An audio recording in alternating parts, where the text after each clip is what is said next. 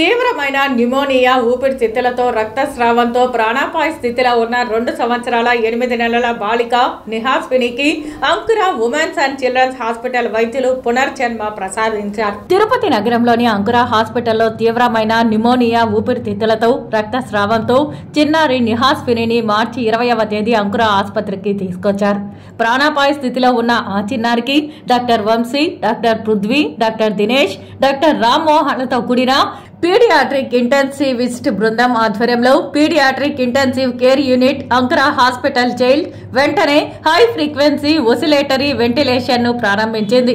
Hospital paediatrician నిరంతర పర్యవేక్షణలో చిన్నారిని ఉంచడం జరిగింది. దీంతో నిహాస్వి తీవ్ర మూత్రపిండ వైఫల్యాన్ని అభివృద్ధి చేసి బహుళ అవయవాలు పనిచేయడానికి దారితీసింది. తదనుగుణంగా చిన్నారిని దాదాపు 4-5 రోజుల పాటు HFOVలో ఉంచి అత్యంత జాగ్రత్తగా వెంటిలేషన్ పై చికిత్స అందించారు వైద్యులు. అనంతరం conventional and non invasive ventilator support తో ఆ చిన్నారి పూర్తిగా కోలుకుంది.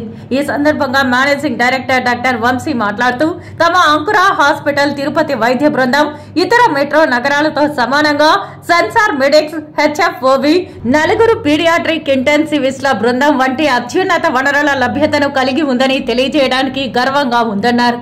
పిల్లలకు సంబంధించిన అన్ని అత్యాధునిక సదుపాయాలు, అత్యంత నైపుణ్యం కలిగిన వైద్యులు ఒకే చోట ఉండడం వల్లనే ఇటువంటి క్లిష్టమైన చికిత్సలు కూడా విజయవంతంగా చేయగలుగుతున్నామని ఆయన పేర్కొన్నారు. మరింత మెరుగైన సదుపాయాలు కల్పించడంలో భాగంగా మేము త్వరలో CRRTని ప్రారంభించబోతున్నామని తెలిపారు. తద్వారా పీడియాట్రిక్ హెపటాలజీ, పీడియాట్రిక్ ఎండోక్రినాలజీ సేవలు వంటి ఇతర ప్రత్యేకతలను అందుబాటులోకి తీసుకురాబోతున్నామని డాక్టర్ వంశీ తెలియజేశారు. ఈ కార్యక్రమంలో అంకుర హాస్పిటల్ వైద్యులు, వైద్య సిబ్బంది తదితరులు పాల్గొన్నారు. బేబీ మెయింటైన్ అవ్వడం అంటే ఏంటంటే ఆయాసం కొంచెం తగ్గి ఆక్సిజన్ లెవెల్స్ ఇంప్రూవ్ అవ్వడం. అది ఎంతసేపు ఆక్సిజన్ లెవెల్స్ 60-70కి దాటలేదు అనమాట. మనం అందరం కోవిడ్ టైంలో నేర్చుకుంటాం సాచురేషన్ అనేది 90 పైన ఉంటేనే మనం సేఫ్ అని. సో అలాంటిది బేబీ హార్ట్ రేట్ ఏమో 200 పైన వస్తూ ఉన్నింది. సాచురేషన్స్ ఏమో వెంటిలేటర్ మీద కూడా 100% ఆక్సిజన్ ఇచ్చిన తర్వాత కూడా 70-80 సాచురేషన్ దాటలేదు. ఒకవైపు లంగ్స్లోంచి బ్లీడ్ అవుతా ఉంది. సో అంటే మనకు అందరికి తెలిసింది ఈ వెంటిలేటర్ వరకు అందరికి తెలుసు. అంటే ఒక మనిషికి ఊపిరితిత్తుల సమస్య వస్తే వెంటిలేటర్లోంచే బయటికి రావాలా, లేదంటే వెంటిలేటర్ తర్వాత ఇంకేమీ లేదు, మహా అయితే ఎక్మోకి వెళ్ళిపోతారు అనుకుంటారు. అలా కాకుండా అంటే ఎప్పుడో టెక్నాలజీ ఉంది, కానీ తిరుపతిలో మనకు తెలియని టెక్నాలజీ వచ్చేసి హై ఫ్రీక్వెన్సీ ఆసిలేషన్ వెంటిలేషన్. ఇది వెంటిలేటర్ ఒక కన్వెన్షనల్ వెంటిలేటర్కి ఎక్మోకి మధ్యస్థంగా మనకు పనిచేస్తుంది, సరిపోతుంది ఇది.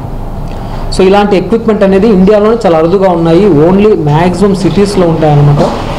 ప్లస్ ఇది మ్యానుఫ్యాక్చరింగ్ చేసే కంపెనీ కూడా యూనివర్సల్ అంటే ఇంటర్నేషనల్ వైడ్లో కూడా ఒకటే రిజిస్టర్డ్ కంపెనీ ఉంది, సెన్సార్ మెడిక్స్ అనే కంపెనీ.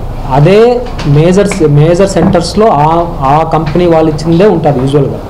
ఇంకా మిగతా ఎక్కడ చోట్ల అంటే అనుకోండి, అంటే అంత రేర్ ఎక్విప్మెంట్స్తో మనం ఎంత వండర్స్ చేయగలమనేది సొసైటీకి తెలియాలా. అంటే జస్ట్ వెంటిలేటర్ కాదు, దాని అడ్వాన్స్డ్ సెటప్స్ కూడా ఉంటాయి.